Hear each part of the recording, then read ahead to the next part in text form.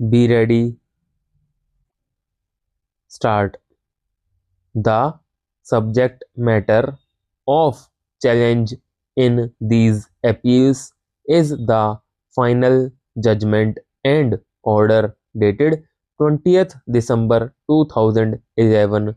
passed by the Punjab and Haryana High Court in the different letters patent appeals filed by the appellants herein.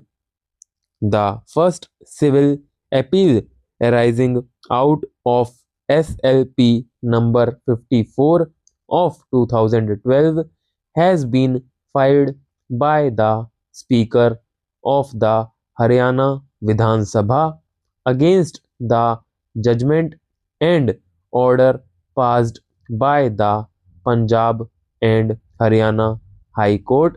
in his letters patent appeal number 366 of 2011.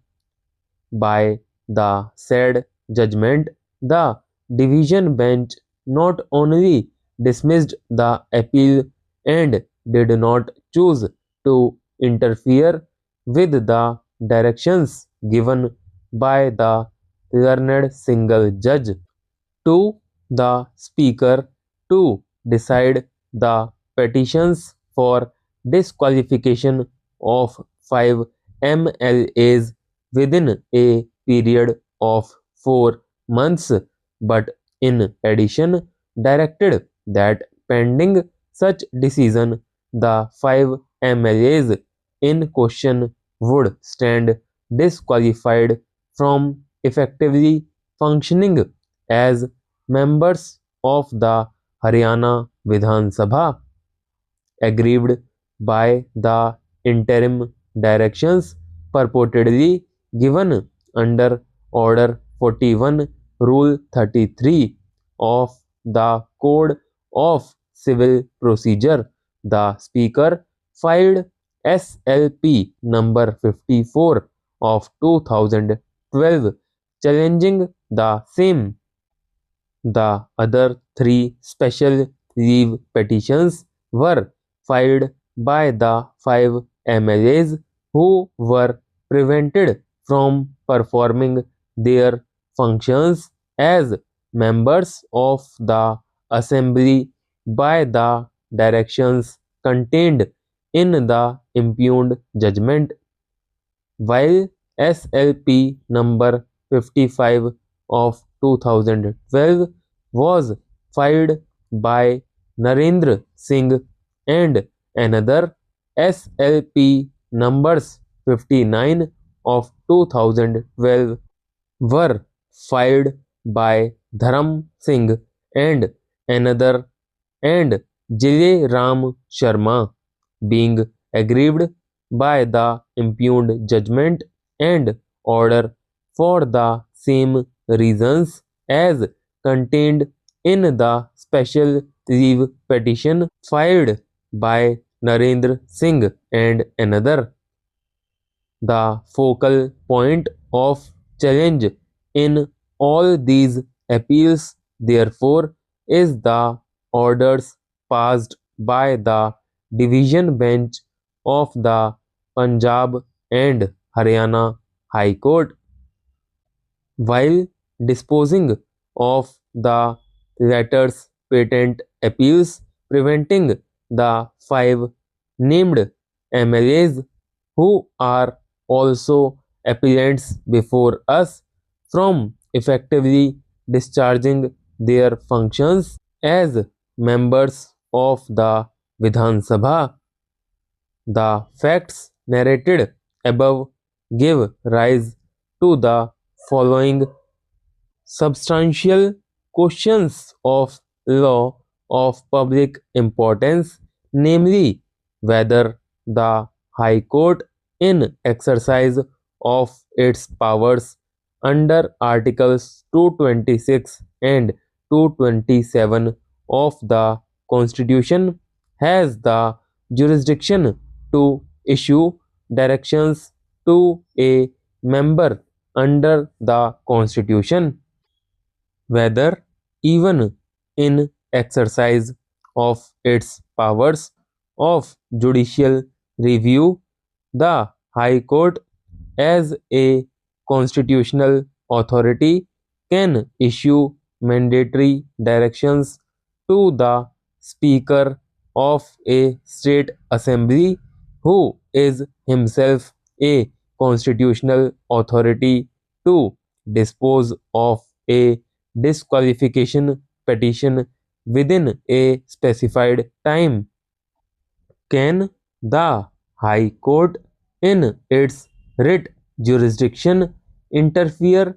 with the disqualification proceedings pending before the Speaker and pass an order temporarily disqualifying a member of the state legislative assembly despite the law laid down by this court in Chandra Kumar versus Union of India to the contrary?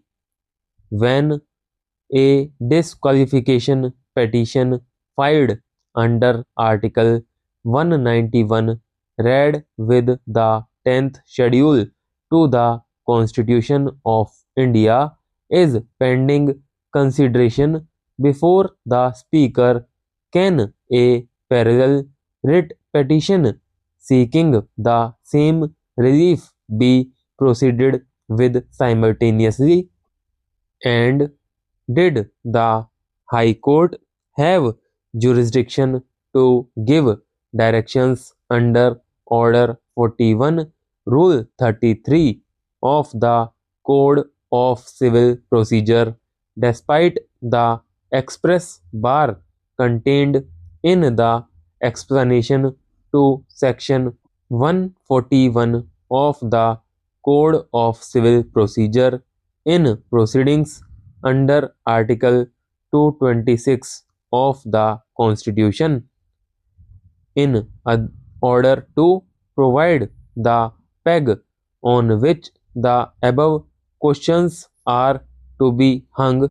It is necessary to understand the background in which such substantial questions of law have arisen. The 12th Legislative Assembly elections in Haryana were held on 13th October 2009. After the results of the elections, the Indian National Congress Party, hereinafter referred to as the INC, emerged as the single largest party, having won in 40 out of the 90 seats in the assembly. Since it was short of an absolute majority, the INC formed the government in collaboration with seven independents and one MLA from the Bahujan Samaj Party.